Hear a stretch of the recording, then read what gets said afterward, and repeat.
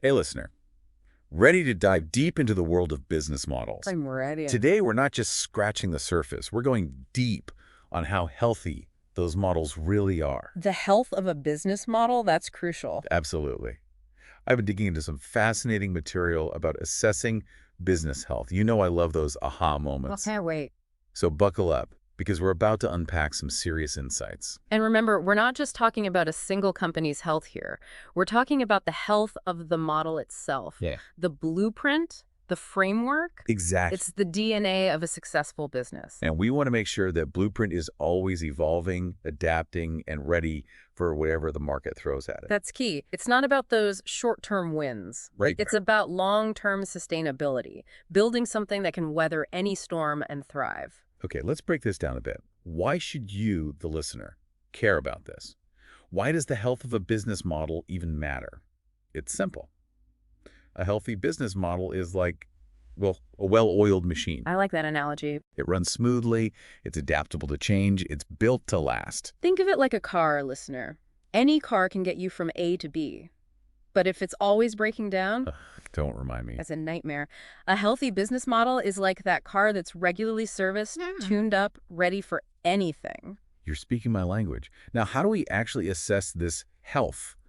There's a technique, a brilliant one, called the 5 Whys method. Ah, the 5 Whys. Classic. This was developed by Toyota, and it's all about drilling down, really getting to that root cause of a problem. Instead of just slapping a Band-Aid on the symptoms, Exactly. The 5 Whys helps you understand the why behind the issue, like peeling back layers of an onion. Ooh, getting to the core. Exactly. It's Yeah. powerful stuff. So say your business is losing customers.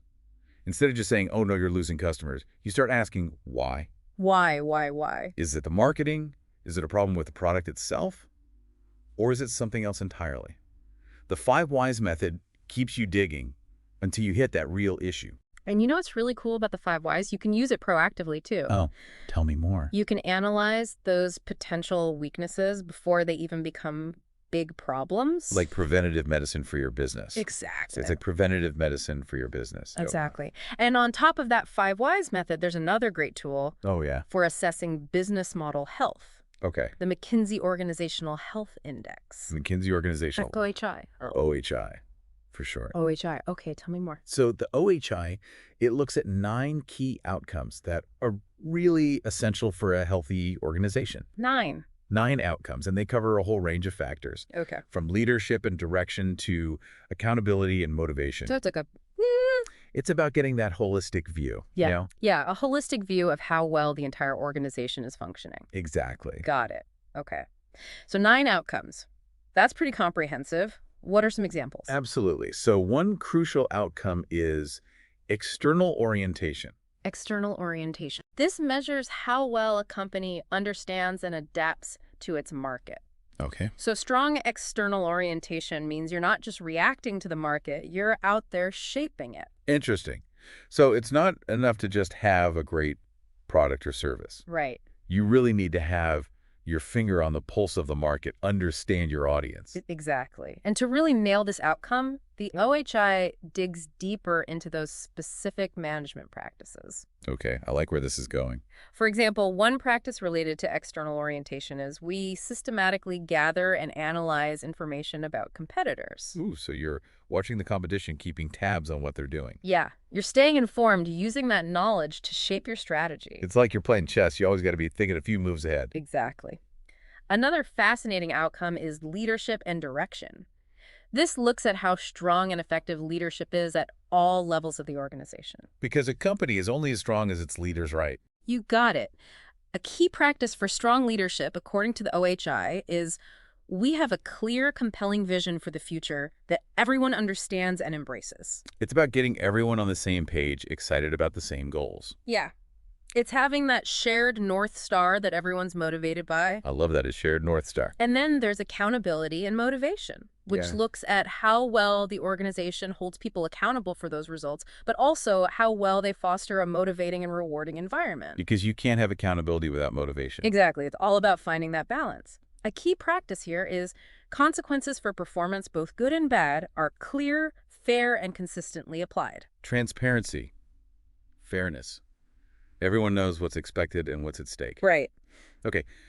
This OHI is really fascinating. Mm, It's not just about pointing out problems, but it's about giving you a roadmap exactly. for actually building a better business. But with so many practices to consider, where do you even start? That's where the fun begins. This is where we talk about the recipes for success. Recipes. Now you're speaking my language. Tell me more. So the OHI identifies 4 recipes. These are essentially sets of practices that, when used together, create this really powerful synergy. Interesting. They boost organizational health. These recipes, they're like proven formulas for success. So instead of trying to tackle all 37 practices at once, Yeah. you're saying focus on a specific set Right. that aligns with your organization's most critical needs. Exactly. Work smarter, not harder, right? Yeah. And the best part is these recipes, they're based on solid data. McKinsey analyzed thousands of companies to find the practices that really move the needle on organizational health and performance. Okay, so it's not just guesswork. Nope. There's real science behind it. Data-driven insights all the way. So this is all great, but what does it mean for the listener at home? That's what we're here for. If you're running a business or even just working for one, Big or small. this stuff is important. Understanding the health of your business model, how to assess it, how to make it stronger. It's about making those smart decisions, knowing where to invest your time and resources. Exactly. And you know what I love about these tools? The 5 Whys, the OHI. They're practical. Totally. Yep. They're not just for academics or consultants. Anyone can use them. You don't need a fancy degree or years of experience. Just a willingness to learn and apply the concepts. It's about taking control of your business's health, understanding what makes it tick. And, it strikes me that these concepts, they're not limited to just business, are they? That's an interesting thought. Tell me more. This idea of focusing on the root cause, the why behind an issue, The 5 Whys. it's applicable to so many areas of life, isn't it? Absolutely. Conflict in relationships, communication breakdowns at work, even personal habits you're trying to change. It's about digging deeper, understanding the underlying cause, instead of just addressing the symptoms. And that OHI with those 9 key outcomes. It really gets you thinking, doesn't it? It's like a framework for success, not just in business, but in anything. It's about building a strong foundation no matter what you're trying to achieve. So, listener, here's something to think about. What are the 9 key outcomes for a healthy life? Ooh, I like that. Think about your relationships, your passions, your well-being.